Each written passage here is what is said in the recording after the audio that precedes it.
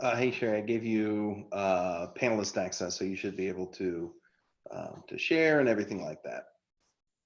So the video won't start. Would it start later?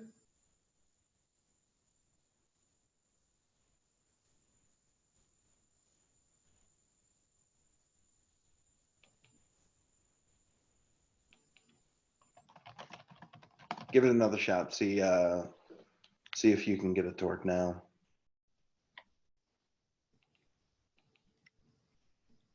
There you go. All right, cool. Yeah, I don't think I like that backdrop. I'm gonna change it.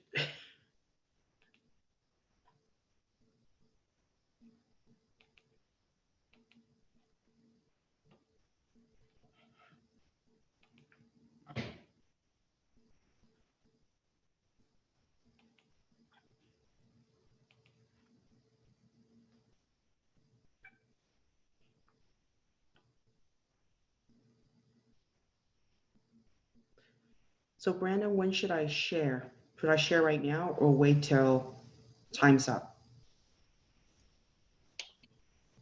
Let's see. I need to grab my phone, get make sure what time it is. I'll give this a few more minutes. We'll let people join in and all of that, and then I will hand it over to you, and then we should be good. Here we go. I'll put you up on the screen there. Okay. Hi, this is Nicole. I'm gonna be co-hosting as well, or moderating, I should say. Hey, hi, Nicole. And can I just confirm, does this go straight to 1 o'clock or till 12:50? I think when we discussed it, my presentation might be a bit long, so it might take up the whole till 1 o'clock, and then there was like another hour that was listed for questions. Okay, let me check on that. Nicole, I'm on now. Oh. Yeah, it's what Sherry said. We have So it's in the same room for till 2? Yeah, it's what it is it's an hour for the keynote, and then questions and answers go over into the next hour. Oh, and Mary, thanks for letting us know you can I won't be airing any dirty laundry, so don't worry about it. But thank you. and Cynthia.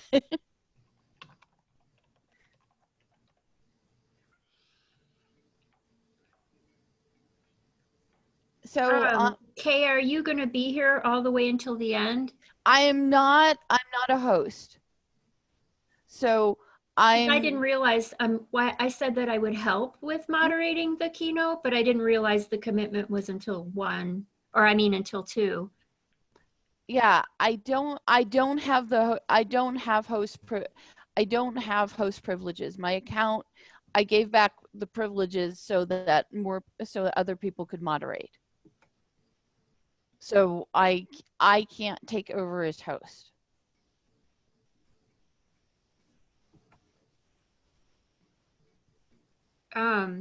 So Brandon is going to have you would probably, well, who's going to be here until 2? I guess that's the question. Mm-hmm.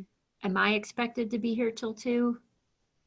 Because right now I don't have any co-host privileges, but I see that Amy and Chris and Kristen are set to co-host. Okay, are any of them on right now or not yet? They're in the list.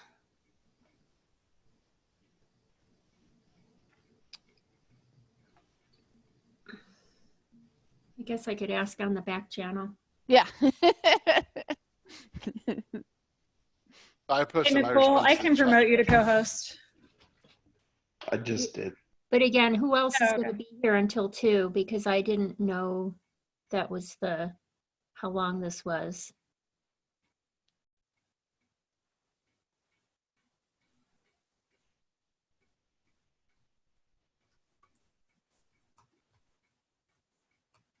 This is Amy. I can stay till 2. Okay.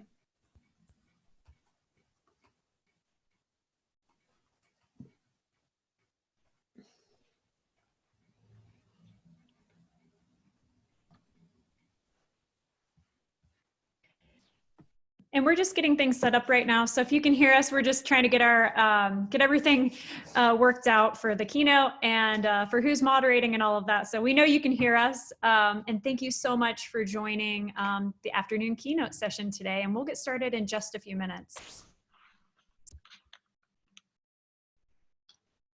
Sherry, I'll go ahead and pass it over to you if you want to go ahead and see if you can share and make sure that everything looks as it should for you. Okay, I'll go ahead and do so.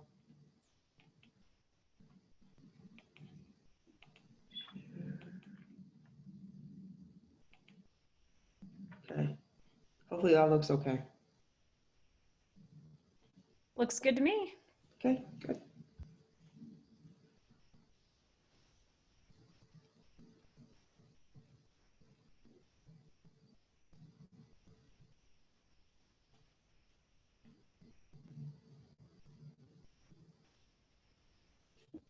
And Sherry, I was going to ask, do you have places where Chris and I are going to be helping you out with some reading?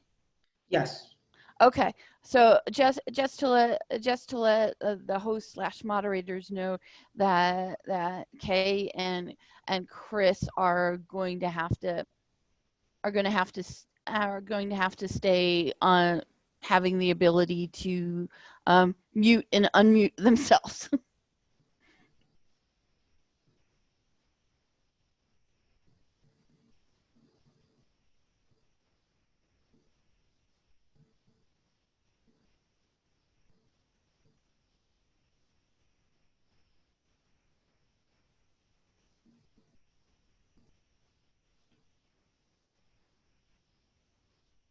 Kay, do you want to be promoted to just a co-host? Yeah, I think that So you're one of the panelists?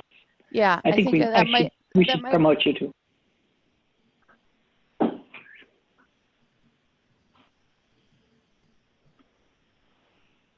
Sorry, I accidentally muted you when I promoted you. I know. I mean, I totally love that these things are in place to as precautions.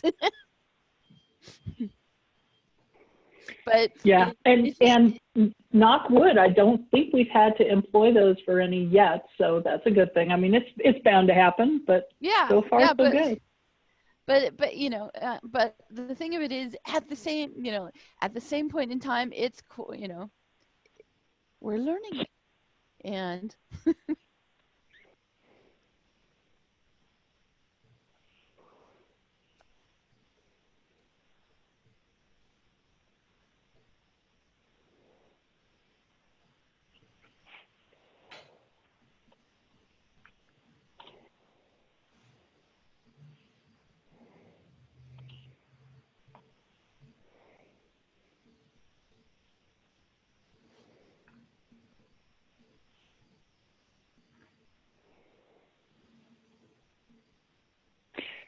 Carol, yes, this will be the keynote.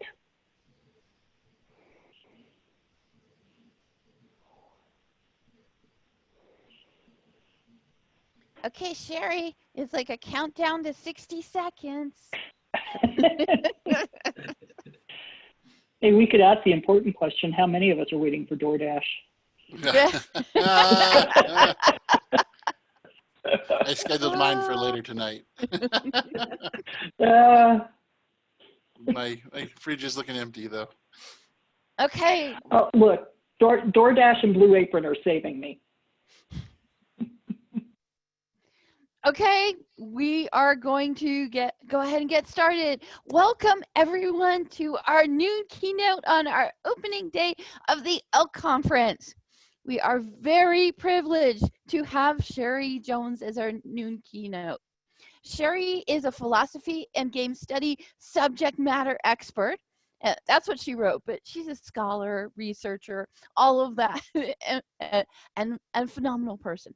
Okay, she is a subject matter expert and instructor at Rocky Mountain College of Art and Design.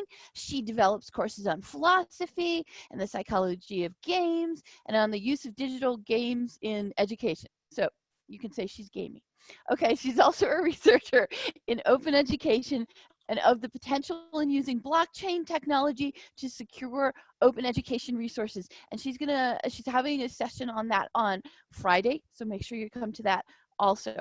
Now, Sherry has published scholarly writings on the ethical designs of technology and on the future of education. Her most recent book chapter details her pedagogy for exploring, and she's going to make me pronounce this. It's Nietzsche, but it's Nietzschean virtue ethics by using a digital game as an interactive thought experiment. And the game is Life is Strange. And this was through Carnegie Mellon's University ETC Press. Okay, this year she also spoke on a panel at the Colorado Department of Higher Education about C-Lab and the Advanced Colorado Initiative to redesign the future of education with blockchain technology at ETH Denver 2020 conference, the largest conference in the world about blockchain technology. So if you haven't guessed it yet, we're in for quite a keynote session, and we're going to let her begin it now. One quick thing I'm going to say is go ahead and type things in chat. We will relay them to her. Thank you very much, Kay, for the introduction. So I am Sherry Jones, and the presentation I am presenting, this is a very long-winded title, Detention, 2017-2018 publication as Prologue, Using Games to Explore Ethics, Martial Law, Mass Surveillance, and Other Dystopian Themes. So I'm just going to go straight into the presentation. Now, I have already been introduced. This is just a background to let you know I'm very much involved in the game industry because I'm also on the IGDA board. I get to speak to indie game developers on a regular basis about what does it take to make educational games, games that actually have nutrition, if you will. And my goal today with this keynote presentation is to convince you of three things first.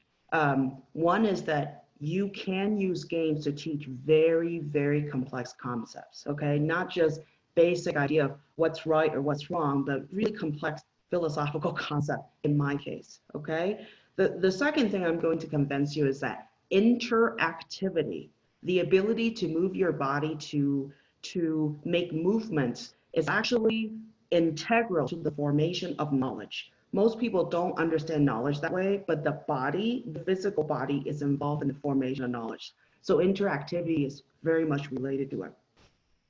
And the third is that I'm going to introduce you to a game called Detention today, and we will have play moments with my colleagues. We will play it, simulate playing in this session. So it'll be a little bit heady at first, and it'll be a little bit more fun later. So I'm going to go into it. There's a playlist. Later, we will share this slides. So I will share the slides with everybody, but there's a major section, this monstrous deck of slides. So I'm just going to keep going. First, I'm going to introduce you to philosopher Merleau-Ponty. So some of us know Merleau-Ponty from the art world, but specifically Merleau-Ponty came up with the concept about embodied knowledge or embodied mind. So a definition of embodied knowledge is a type of knowledge for creating the procedures of performance that is embedded in the body to know how to act in a given situation. Okay, so procedures and performance embedded in the physical body. That's what we are talking about. And specifically to form this kind of knowledge, your body naturally has to have access to the physical world. So this is what we mean by the embodied knowledge. So in order to form embodied knowledge about physical events, it should be common sense that the perceiver, right, should be able to perform what he calls motor intentional acts. That means intention by the body to perform certain actions toward objects in the physical world in which event or situation occurred, right? So the body has to want to access certain objects in the world, and that's how we actually learn about the physical world. So here's an example about books, okay? So books naturally presents ideas of objects, right? It's not the object itself, but it was a car, that would be the idea of a car. So when you read a book, the reader is not able to grasp physical objects, right? And because they can't grasp physical objects, they can't form embodied knowledge. So what does this mean in terms of games?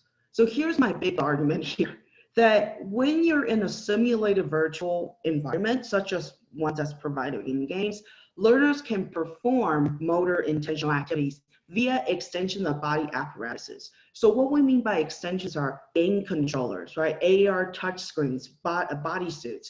Those serve as extensions of our body in the virtual world.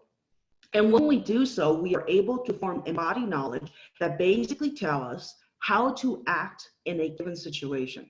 So I'm going to emphasize this. How should we act in a given situation? That is learned through motor intentional acts. So I'm going to keep going. So I'm going to switch mode from embodied knowledge to philosophical thought experiments. As you know, I teach philosophy. So philosophical thought experiments are defined as devices for imagination or hypothetical scenarios or patterns constructed for the purpose of considering the logic and ethics of actions performed in a situation. So that means it's a simulation, it's a hypothetical of a situation in which there's a series of choices that you can make, right, that the situation offer you. And you, when you're thinking of this thought experiment, have to determine what actions are appropriate to take, right, given this particular lens that you're going through. So without explaining all of these, I'm sure some of us recognize the famous thought experiments. There are thousands of them, but these are the ones that are fairly famous, like the trolley problem. MIT loves the trolley problem. Famous violinist is actually a very famous thought experiments about abortion. That's a very big one I teach with my students.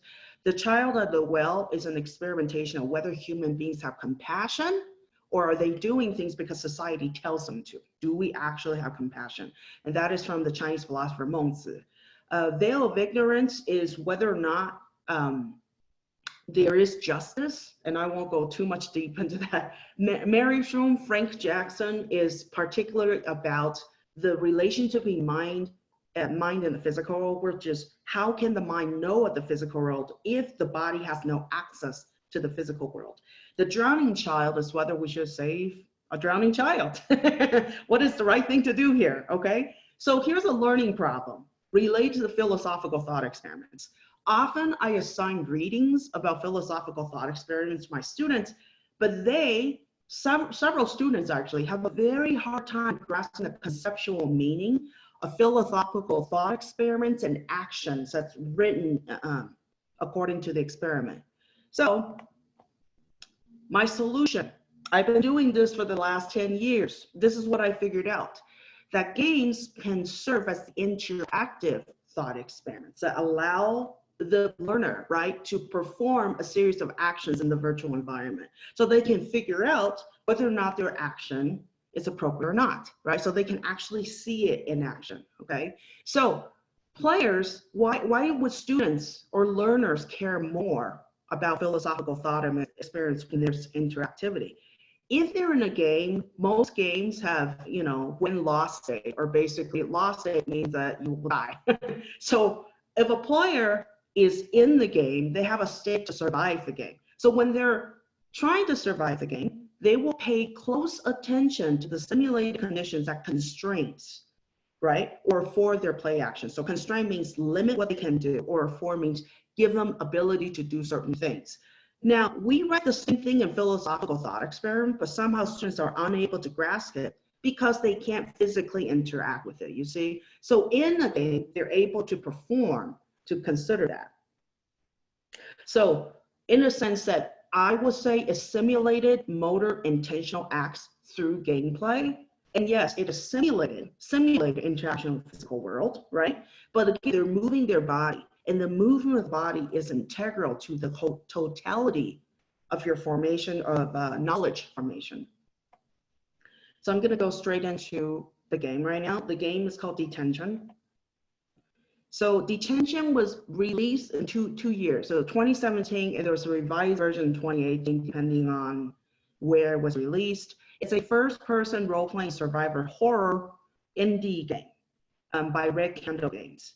In my argument about this game is that it basically presents a thought experiment based on the real historical events of 1960s Taiwan, the country of Taiwan in the 1960s, okay? So it's fictional, but it's based on real historical events. And it really, the creator of the game really did their research and made sure that they followed true historical events when they created the game. And as you can see here, without reading all of it, they won numerous awards for this little game that they made.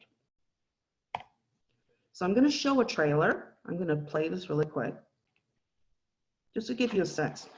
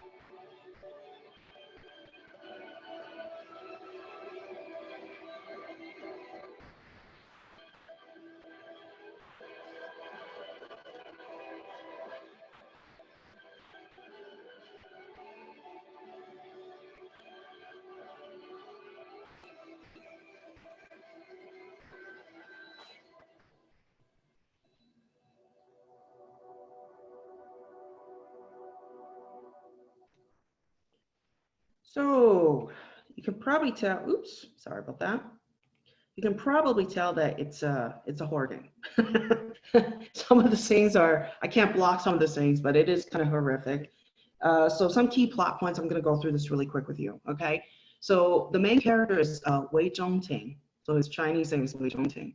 He wakes up, so the starting of the game, he just wakes up in this high school and realizes that no one's in school.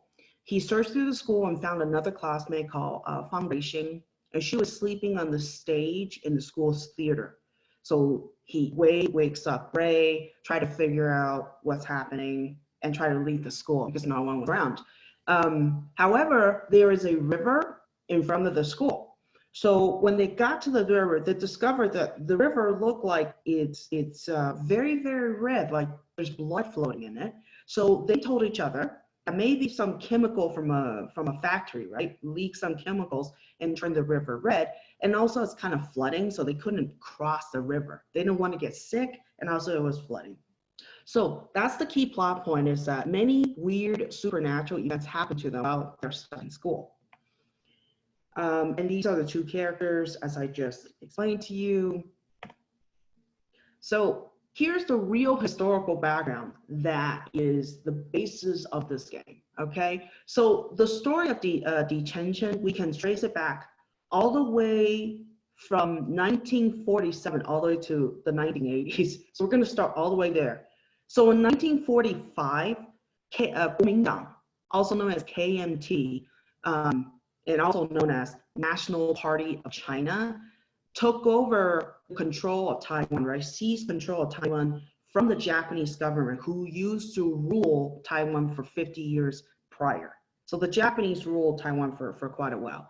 So from 1945 to 1947, the KMT government arbitrarily seized private property and inflamed the ire of the citizens. So in the name of military, building your military, what they did was they went to wealthy families and confiscated all their money. As we can see, this happened throughout the history of many countries, okay? So on February 28th of 1947, so 2 years, almost 2 years after they seized control, the citizens started an anti-government uprisings against the government. And that led to the February 28th massacre. So the Taiwanese people remember it as 228 massacre, where the government, the military opened fire and killed over 10,000 citizens directly on the street. A little more about that. So after the 228 massacre, which people still talk about today, it was a very bloody history. The White Terror period started to happen. So it was from 1949 out to 1987. So the White Terror period describes a time where martial law reigned, right? So the government ruled with an iron fist, used martial law. Basically what martial law means is that the military is ruling everything. And the military come and, destroy your house or something if you don't follow rules. So that's martial law. And also, because of martial law, and there were, the KMT was very worried about Chinese government from China, the communist Chinese government. They had anti-intellectual movements and anti-communist sentiments, because some people were reading books about communism or communist sympathizers, that they call them. So they started to burn books, right? Avoid people from having knowledge about what's happening out there. And specifically during the time too, the KMT imprisoned and executed intellectuals and people who are willing to speak up about any knowledge beyond what the KMT presented. And as we say, they banned books. So this little game called Detention was set during the middle of that time, 1960s, right? Because it's 1949 to 1987. The game is right in the middle of the White Terror period. So the themes, without repeating all that, some of the themes without reading all of it, big themes: mass surveillance, speech oppression, anti-intellectualism, anti-communism, banning of books, education. This is a big one. Education as means of social control. I'm sure we are in an education, right? Education conference. That doesn't sound good to any of us, I'm sure, right? But this is a major thing, and it did happen in Taiwanese history in modern time. This is what we need to remember. So I'm going to keep going. So we're going to talk about the moral philosophy that is relevant to the discussion of this game, as I deemed, okay? So I'm going to discuss Confucian ethics. So that's Confucius there. So Confucius, I think most of us know who Confucius is. He was born, he's between 551 to 479 BC. That number might not be exactly accurate, but approximately, right? That's the time period. And his work, still to this day, Westerners, I hear lots of Westerners making fun of Confucian ethics, but the truth is, it's very much embedded and ingrained in Asian thinking across the board. So you're talking about Korea, Japan, China, Singapore, Malaysia. They very much still adopt to Confucian ethics. So Confucian ethics, there are some key questions that Confucian ethics ask us to consider. So what is the nature and origin of morality? What is the nature of justice? What is justice, right? There are certain, there's another key word there, which is the natural social hierarchy according to Tao and Tian. So Tao means the way, whatever the way means, right? And Tian means sky, which later some people translate as heaven. It's not quite, but translation issues. So those are the big questions, ethical questions that Confucius asked us to consider, okay? So in the latter half of this presentation, I will apply Confucian ethics to analyze the behavior, right? The actions of the two characters, Wei and Ray, in the game. So I'm going to discuss a bit about the game rhetoric. So first part, the game rhetoric about the presence of military history and martial law in education. And Kay, if you can please get on and read this part for us. Okay. Let me smooth that over. Okay, class, the following material is important. Pay attention. This will be on the final exam.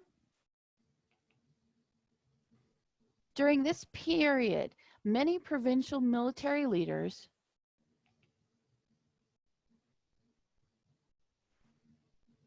the president then started the Northern Expedition, securing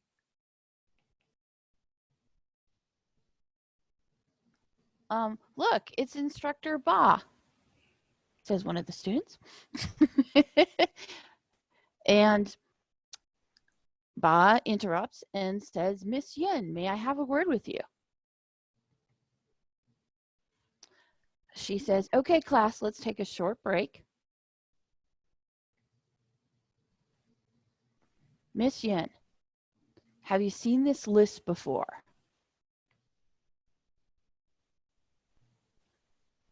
And then we have our main character going, did I fall asleep? This is strange. Where is everyone? How come nobody's here? Typhoon alert? There shouldn't be any typhoons this time of year. Well, what's going on here? Thank you so much. So I'm going to enlarge that. So the next section is on game rhetoric. Following moral codes is important. So Chris, can you get on? Yes, sir. Okay, so I'm just going to keep going. Typhoon alert. I thought the weather was quite nice during history class. This is my seat. The chairs are pretty uncomfortable, but I'm used to it now. Room 203, this is my classroom. How did I sleep for so long? A piece of paper lies in the window, on the windowsill. It says added to journal, sketch of old banyan tree. So Or I will banyan add tree. here. I'm sorry, I'm going to add it just a little bit. Sure. So the old banyan tree, if folks don't know this, in Buddhism, the idea is that Buddha, the man, the prince who turned into Buddha, slept or stayed under the banyan tree until he passed away. Okay, passed on to nirvana. So this image is very jarring if you didn't pick that up. It's because it's supposed to be banyan tree, we think of Buddha, but there is a police officer, a military presence under the banyan tree. That's what they're trying to show there. So I'm going to keep going, sorry.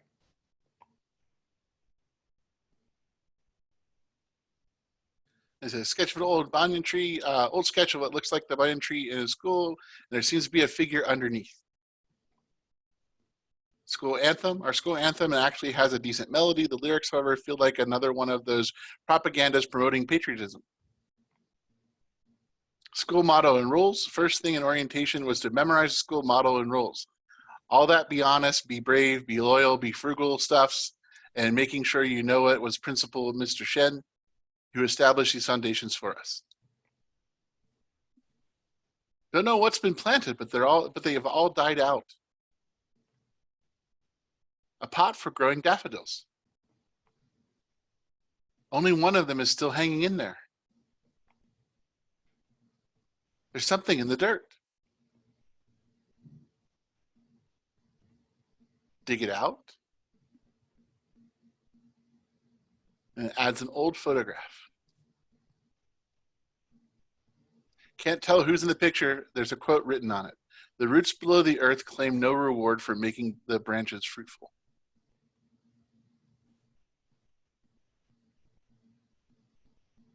Shoot, they closed the roll-up door. That's the only route to the front gate. I've got to figure out a way to open it. I think this is the control panel for the roll-up door. Open it? Why, yes. It's a mechanical winch. There are instructions on the cover. How convenient. I think I need a hand crank.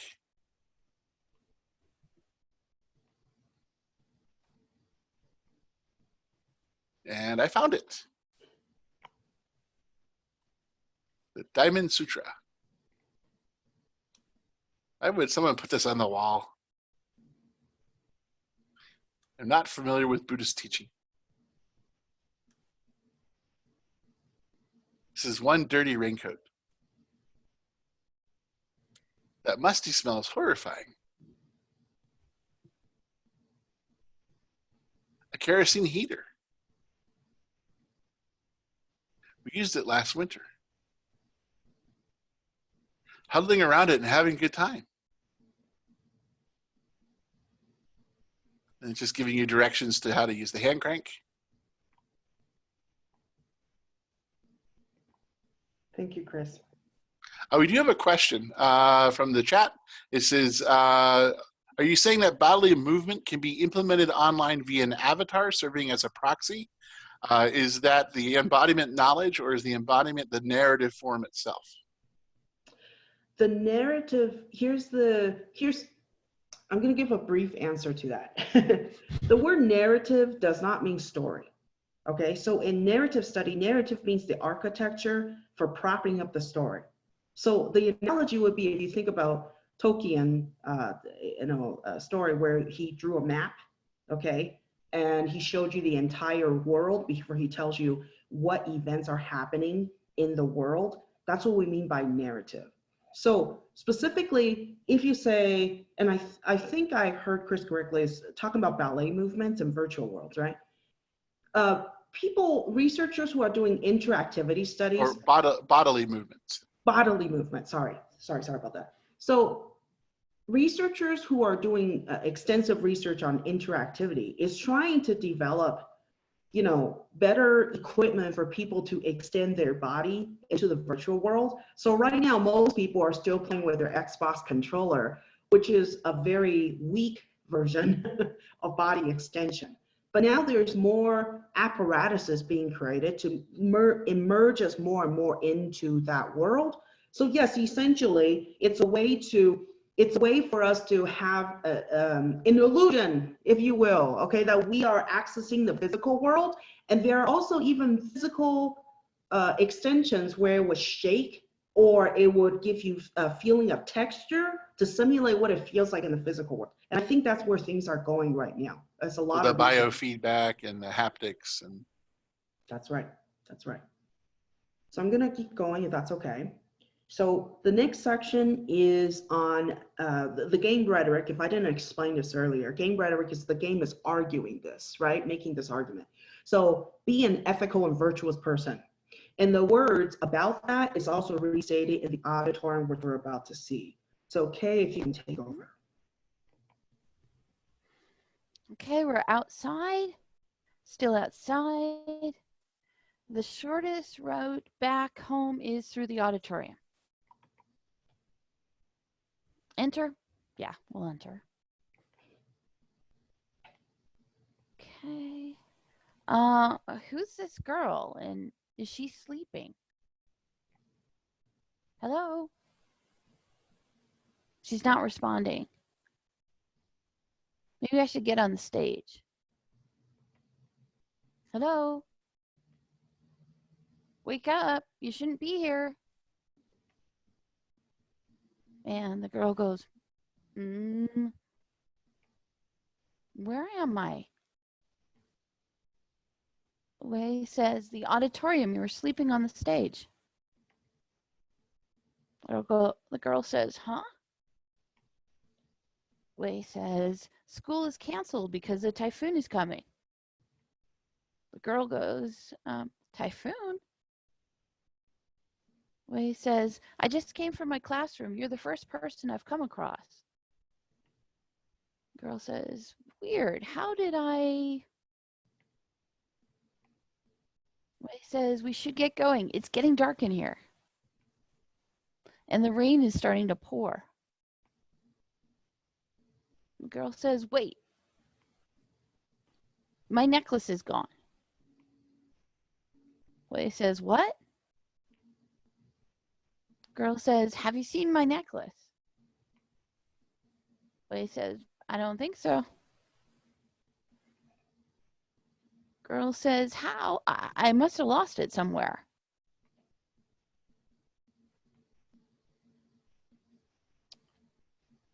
Something's in there.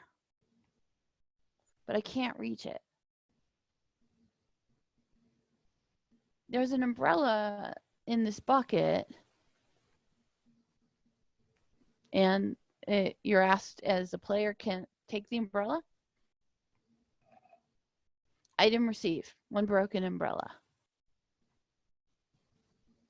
Back to the fan. Item received, white jade deer pendant. You retrieved it. Wei says, is this a necklace? Girl says, you found it. Girl says, that's awesome, thank you. Girl says, where did you find it? Wei said, in the storage room next to the stage. Wei says, it seems like someone threw it into a vent there. Girl, why would it be in such a place? Girl, well, forget it. You found it anyways. Wei, let's get going before the rain gets heavy. Thank you so much, Kay. So the next argument that this game is trying to convince us, okay, is that it's actually impossible to escape from one's environment. That's kind of a morbid thought, but that's what the game is trying to convince you. So Chris, if you can take over. This rock's been sitting here for quite some time now. People say it fell from a small temple on the mountain. It's the security office by the main gate. I guess even the guard left for home. Here's the campus exit. What? The bridge collapsed? No freaking way.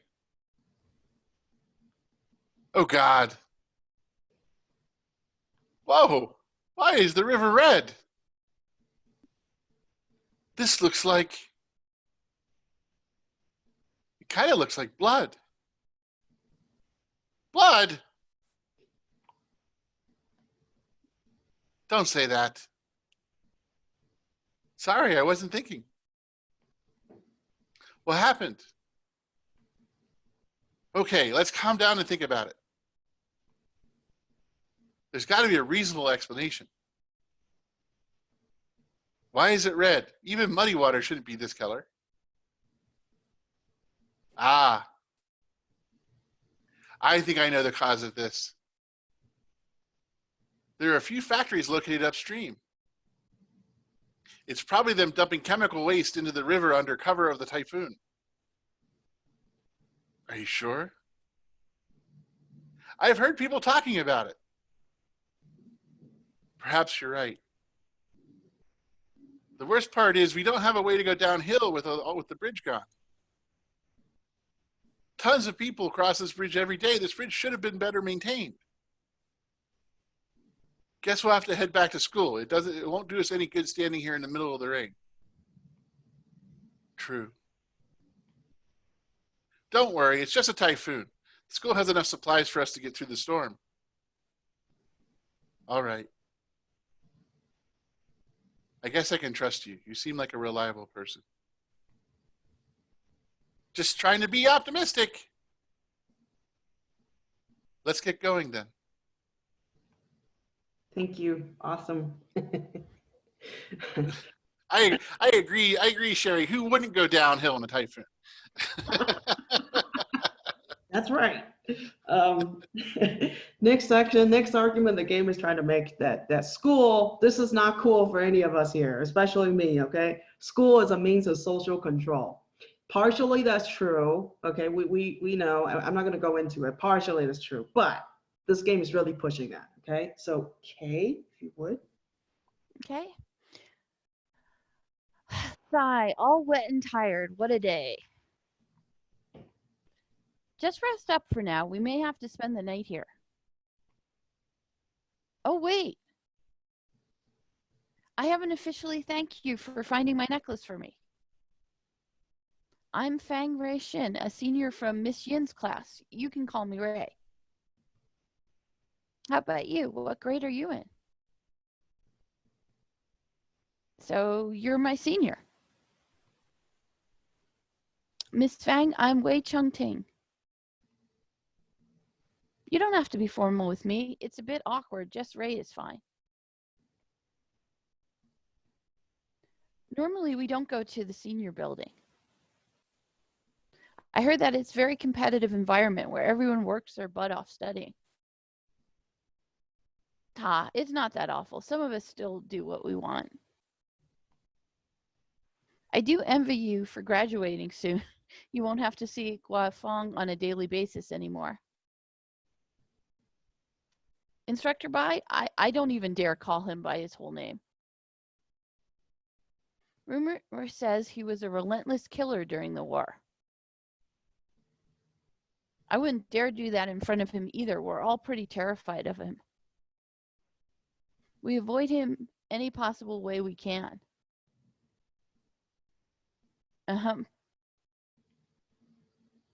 Hey, you, come here. Why are you hiding from me? Are you affiliated with the commies?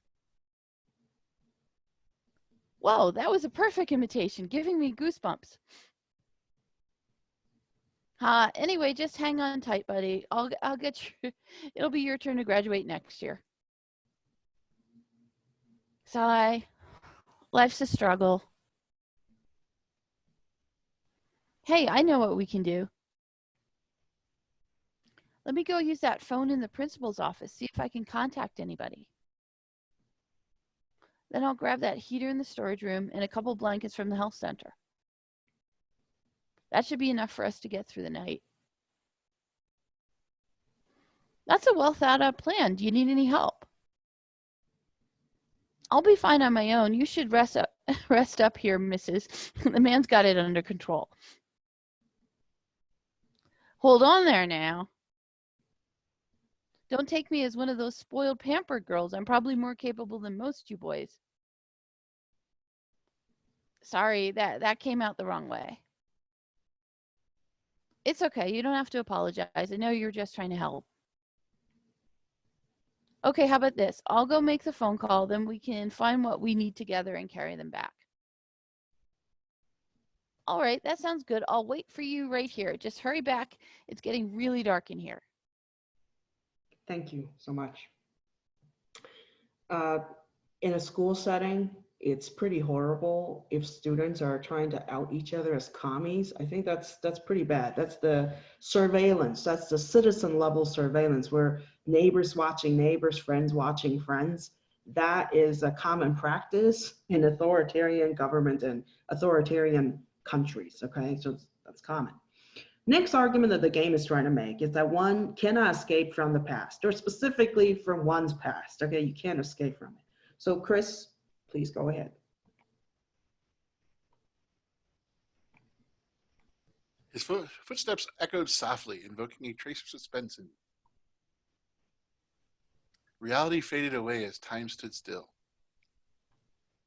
I swallowed hard as the emptiness confined me.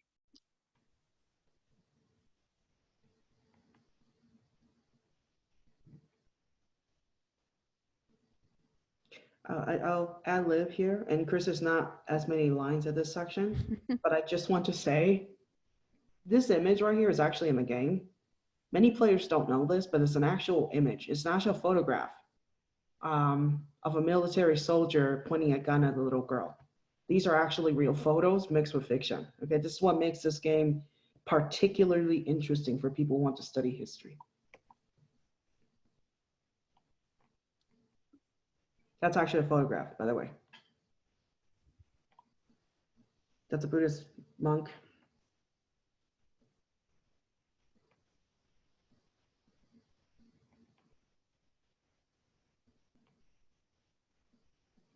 Ah!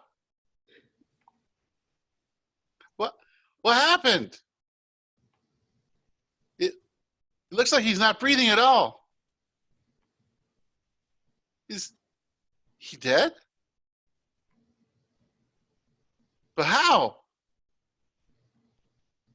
He was just fine a moment ago. Oh my God, I just met you. Tell me this is only a bad dream.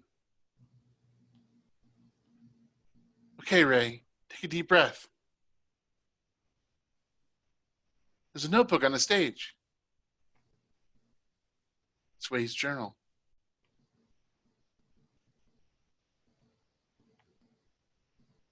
Saw him looking through it earlier.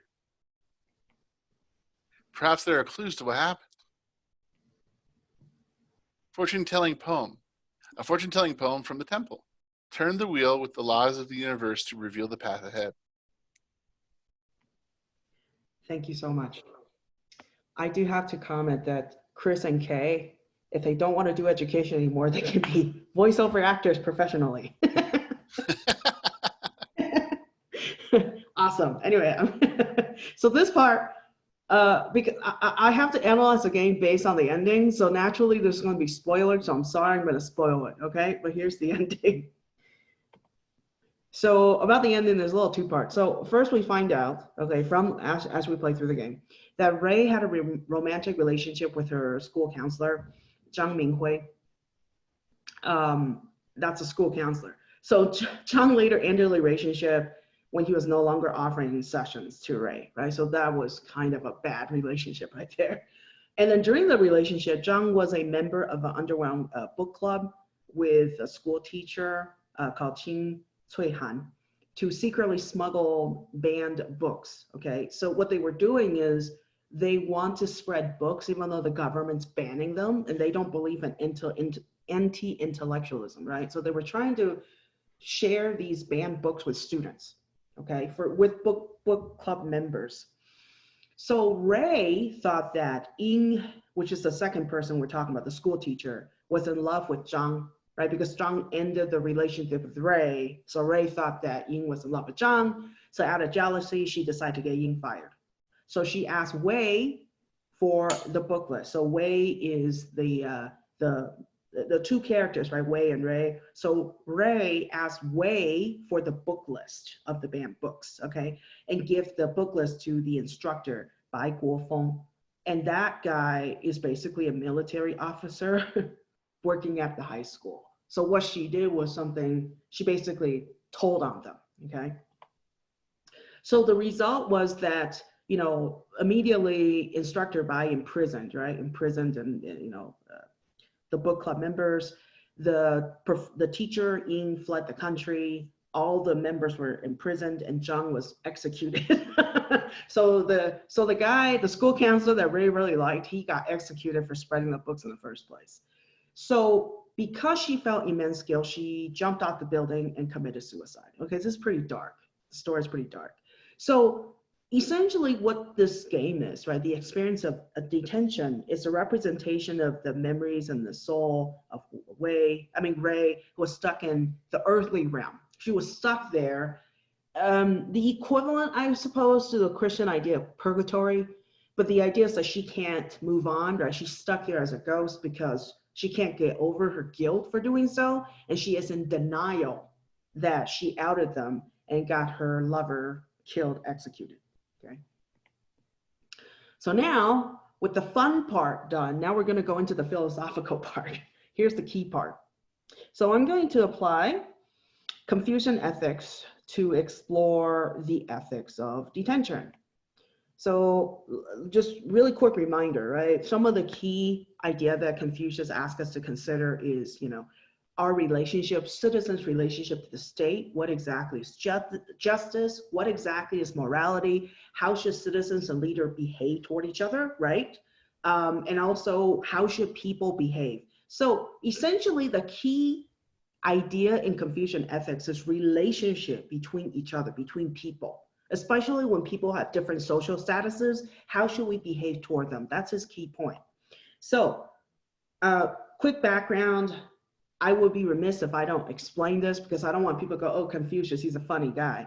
The guy is very famous because he was attributed as the author for four books and 5 classics, okay, these 9 texts. Scholars have questioned whether or not he actually wrote all of them because there are pieces that doesn't sound like him. There are pieces that might be written by a student, but primarily we still attribute the all 9 works to him. So there are the works. So I Ching, right? I Ching is one of the works that's attributed to it. Some people would know, for example, the Analects, right?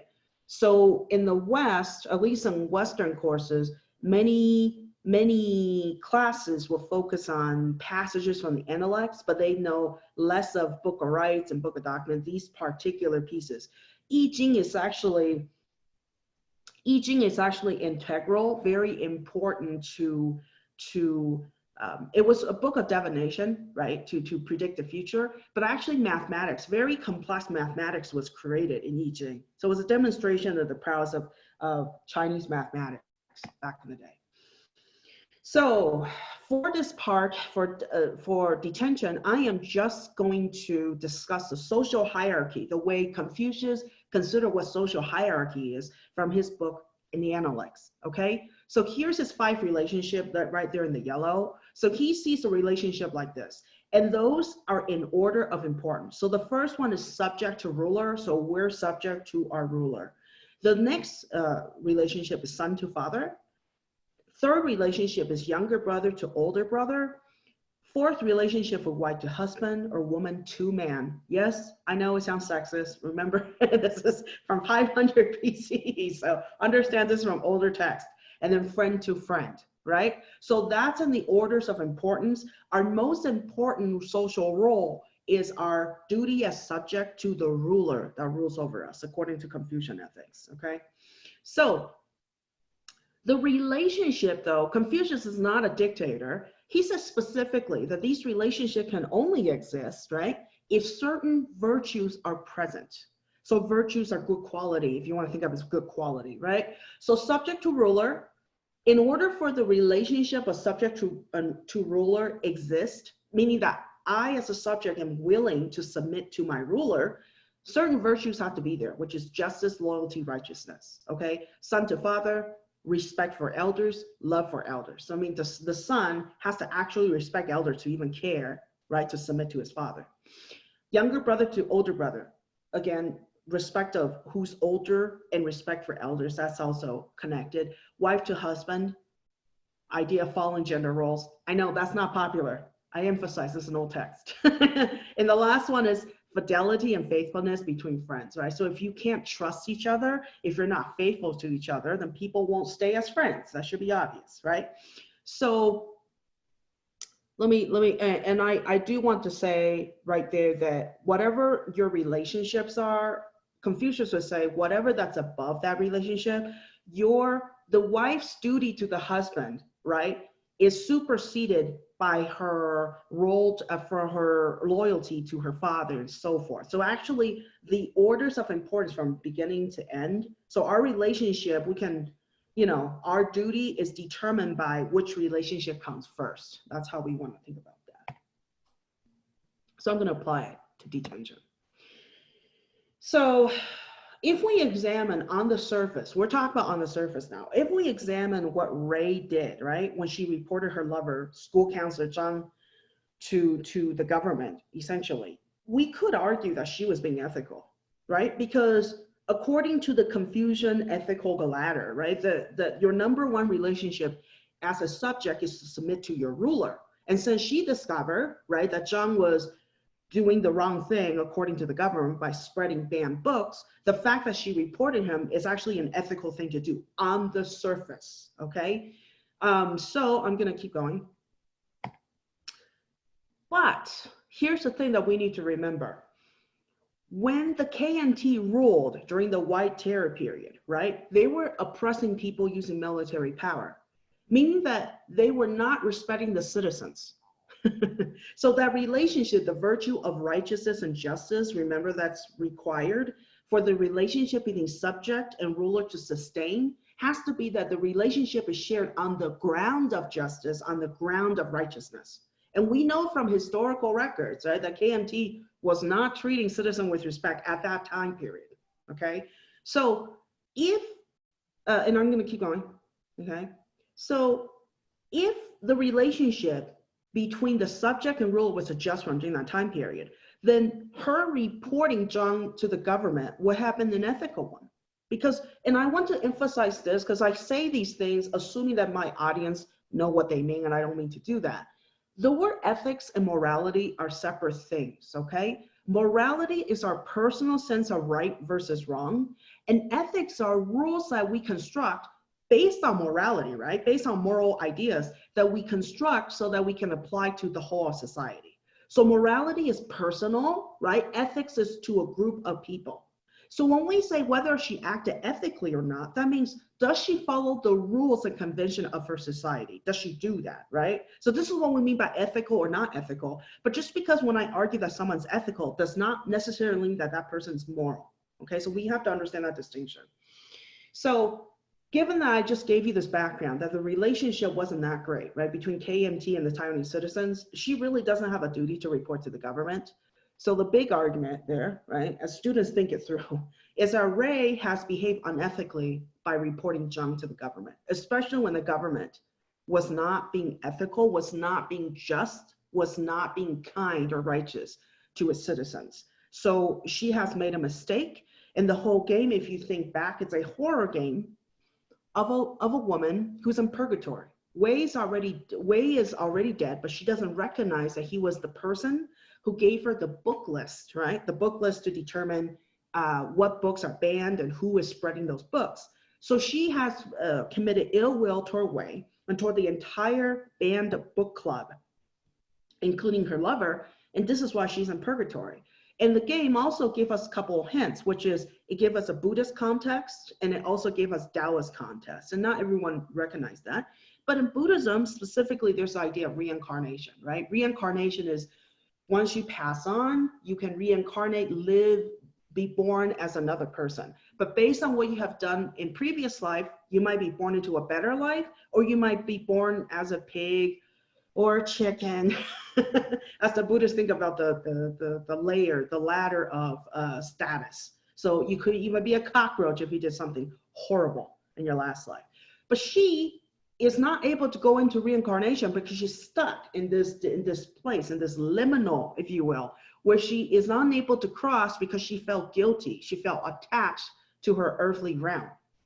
And there were some signs, right? There was signs posted everywhere to prevent ghosts from appearing. There was a reason for that. The school, if you guys didn't catch it, had a lot of Taoist talisman layered everywhere, right? To prevent people from encountering ghosts. And she happens to be the ghost that they're trying to prevent from seeing. So that is it for me. I stop right here. So the link to the slide is actually right there. If you guys can see that, it's just bit.ly/play-experiment. So this entire deck is available for anyone who wants to see it. And I can answer any question that anybody have about what I'm doing.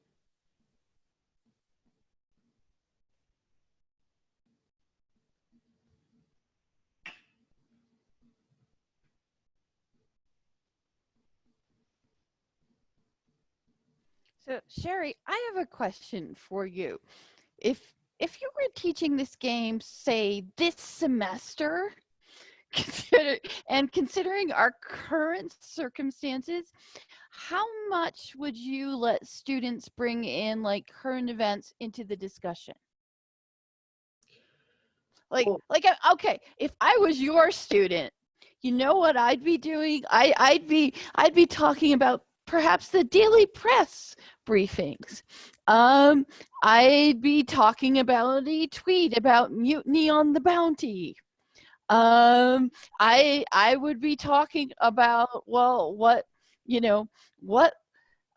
when I looked at the Confucian, the responsibilities, like, well, what level do we owe? And I would tell you that during our morning show, when we were going over the Dungeons and Dragons ethics thing, I might be talking about chaotic, what chaotic good is, versus lawful good. So how much would you allow the students to bring in current events?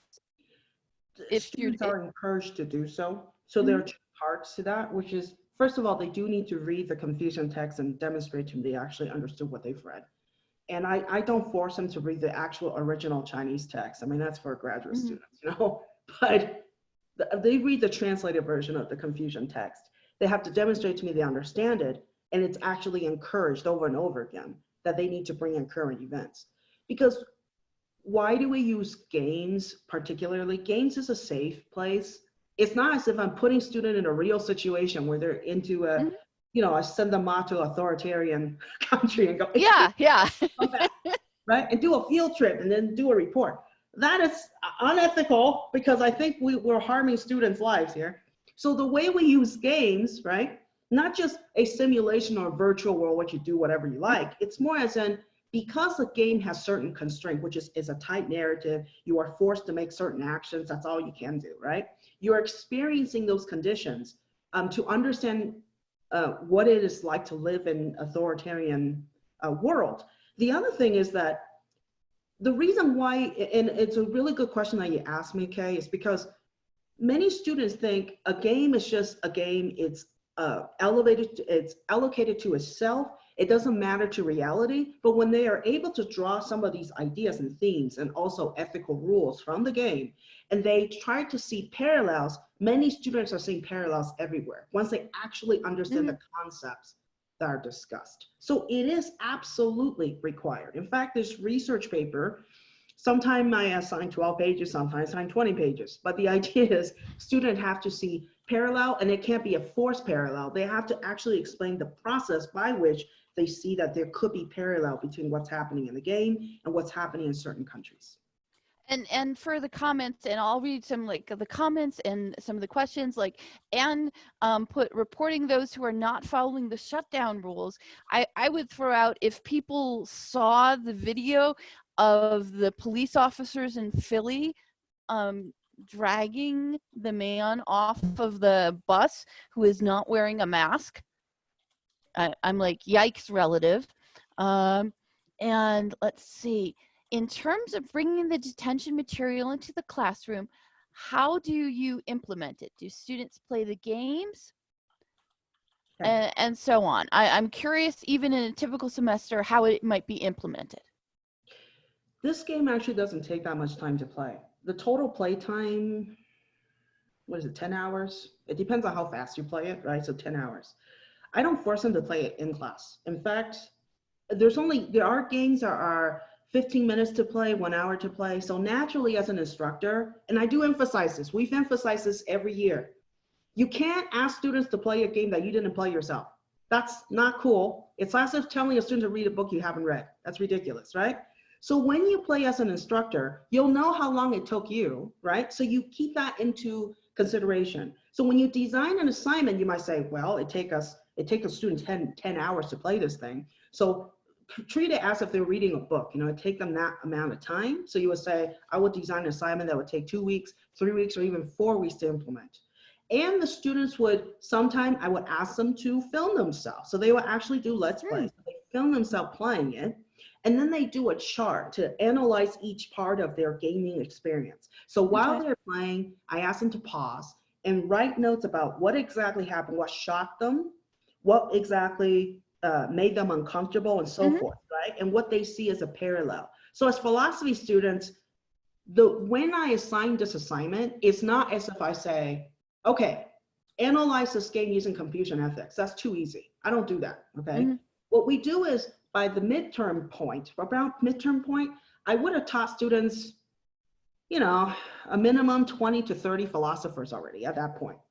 Then I tell them, I'm going to ask you to play a following game. So I give them option. I give them 1, 2, 3, maybe 3 games. And I go, choose one.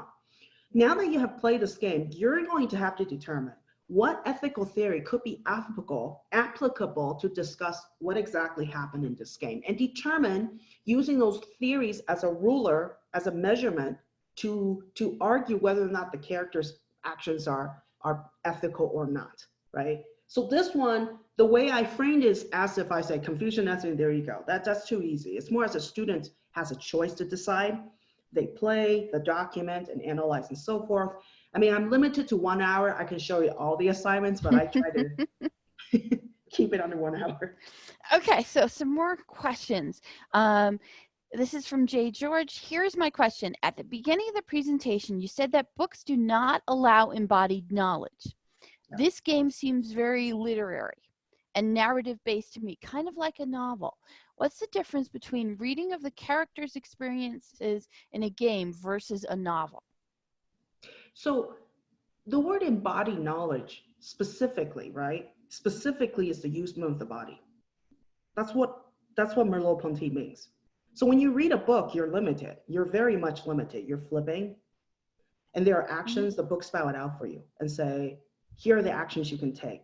Now remember, with this game, I couldn't show you the entire game and we didn't have time to play through it, but there are many action sequences and behaviors you have to decide. So you actually have to make some clicks and make that.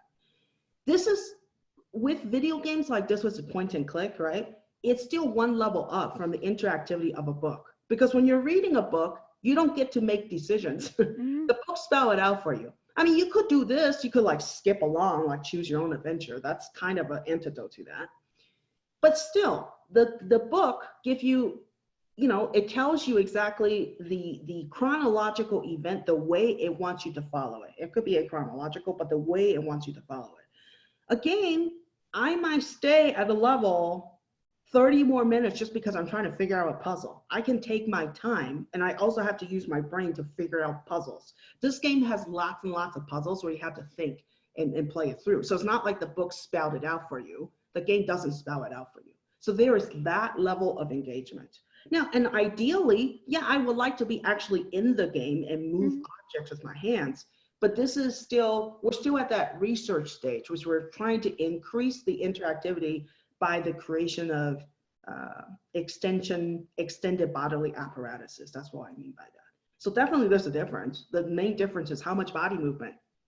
How much body movement are we talking about here? How much body sensitivity is the game allowing you to access? So body sensitivity, right now I'm using a mouse. This is the limitation, right, of this game, which is I'm clicking. But I'm clicking as if I feel as if my clicks can make real difference in the game, even if it's an illusion, right? So there are three choices I'm clicking and somehow it makes some kind of change. A book, you don't really do that. Okay, so do we have any other questions or comments from people?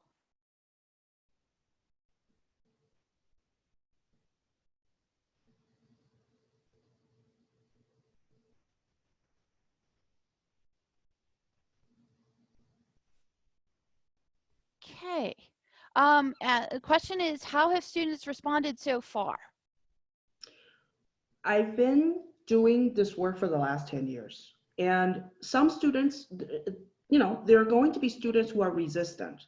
This is why I assign games that are mostly point and click, because they're afraid, you know, not all of them are pro players. So because I assign a range, a variety to give student options, and also allowing them to choose what theory they want to apply, most students are very happy with this kind of assignment. They like the fact they get to choose. They like the fact that they can experience it rather than just read a philosophical thought experiment where they get stuck. And you have to understand from my perspective, sometimes a philosophical thought experiment could be written for, you know, 10 pages, and you're reading it in the 10 pages, and the student gets lost in the weeds of the writing.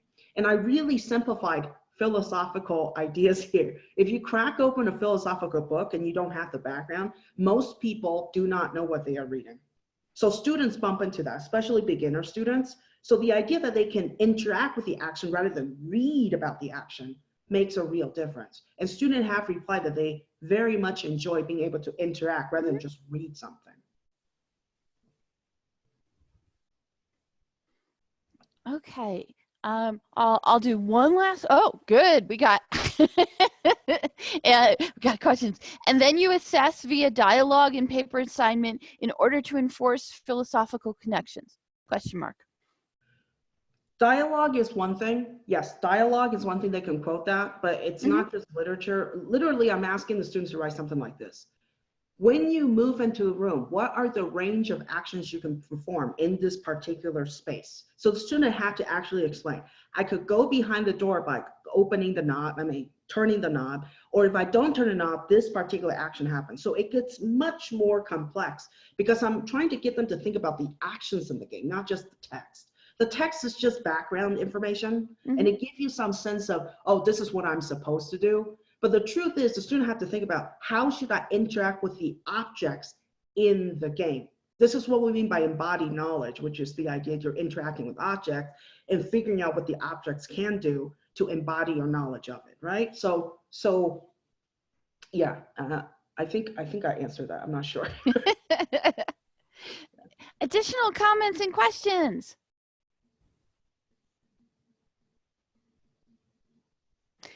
And Chris just put in, just a reminder that as our Q&A session will continue here, we have 2 concurrent sessions that started at 1 p.m.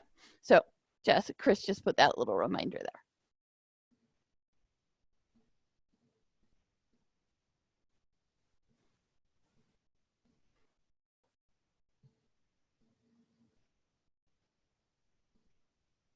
And we're getting a thanks, Sherry.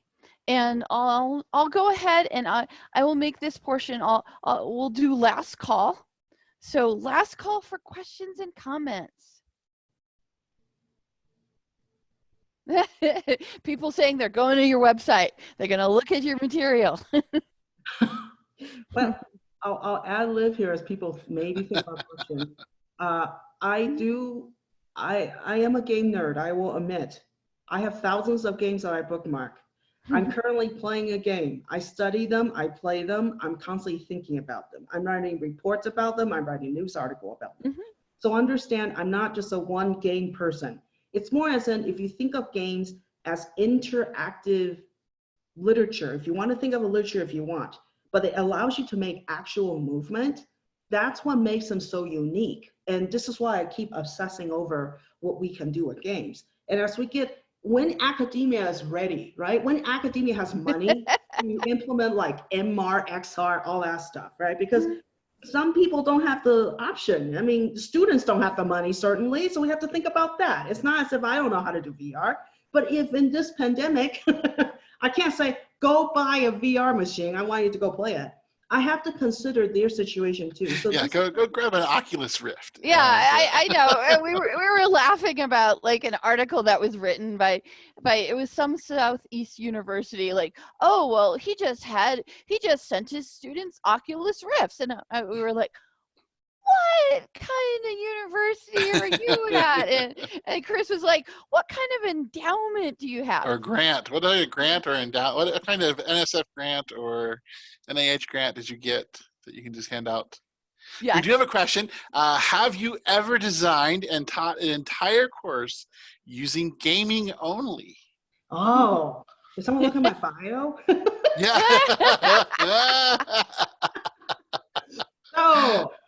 Oh my God, open a can of worms. So 2013, thanks to CCCS, the grant from CCCS, I was able to create a MOOC, and I was teaching English Composition 1 and 2 for those who understand the basically English and advanced English, right? English courses with a rhetoric focus. And rhetoric is also under the purview of philosophy, so it's easy for me to teach that. But the entire course, I eliminated books. Literally, there are no books.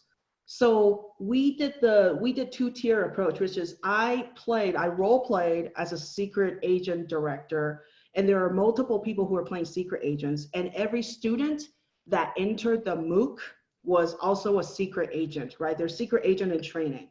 So when we communicated, we never broke character. I was like, I'm the director, you need to do this, okay, you need to go do this, whatever. So we were in character. And not only that, the design of the course was that they had to play games, they had to report back and write analysis, rhetorical analysis of the game. And I do want to say this, rhetorical analysis, I'm opening a can of worms about this too. Rhetorical analysis is not just simply, okay, an analysis of ethos, pathos, logos. That's the beginning baby step. I know this is what we teach at beginning classes, but really when professors say rhetorical analysis is much more complex than that.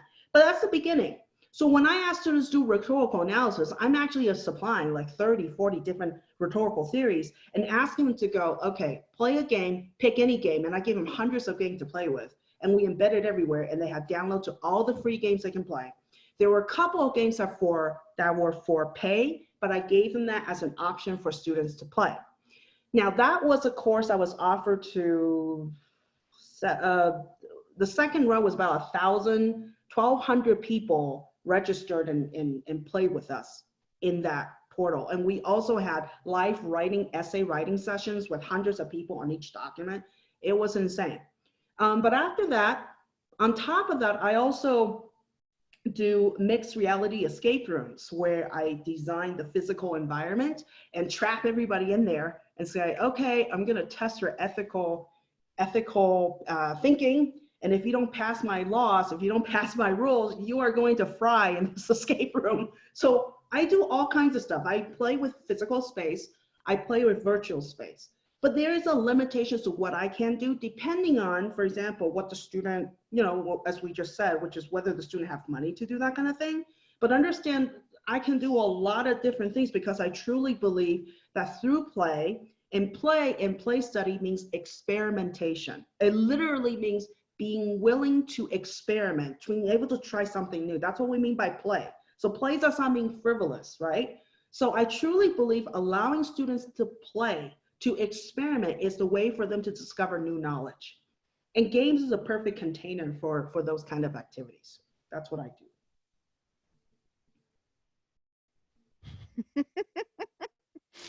Okay. The response is Coolio.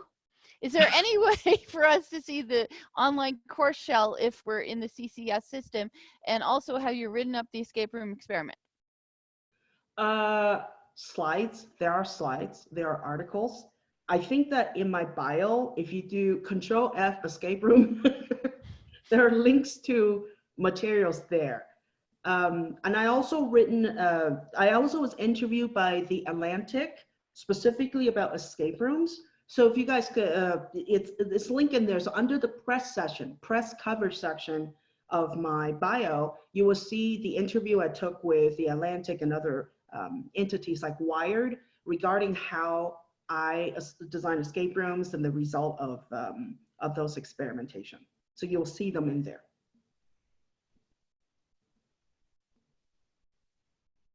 And there's a book too, if you want to get the book. Okay. Okay. Chris put it in. I put it. So we have that there. So.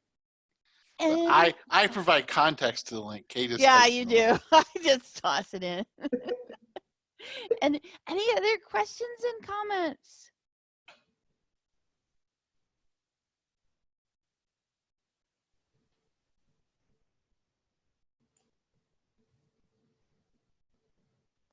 Okay, then, Sherry, we're going to thank you so much for this, and don't worry, you can see Sherry again. Are both of your presentations on Friday? I believe I have a presentation tomorrow, and I also have 2 presentations. Right. Okay. So check the schedule. Look for Sherry Jones. I know you're doing at least one more session on games. Yes. And then you'll be doing sessions with you'll be doing a session with Spencer on smart cities and education. And then one more session that will follow Chris's blockchain 101 presentation, which is the OER and blockchain presentation, how the future of OER rests in blockchain technology. That's my session as well. Very cool. Thank you so much for being our opening noon keynote. Thank you. Okay, so goodbye everyone, and we'll see you online in other sessions. So bye everybody, leaving meeting.